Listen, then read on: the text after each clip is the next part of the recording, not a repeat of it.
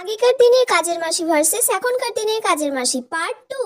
আগেকার দিনে বৌদি, আমার বোনটা না এক জায়গায় কাজ করতো। আমার বোনটাকে সেখান থেকে কাজ ছাড়িয়ে দিয়েছে। তোমার বাড়িতে বৌদি কিছু কাজ হবে, ওকে একটু কাজে লাগিয়ে নাও ও না। বাবা, কিন্তু আমি তো বেশি মাইনে দিতে পারবো না। না না, বেশি মাইনে দিতে হবে না।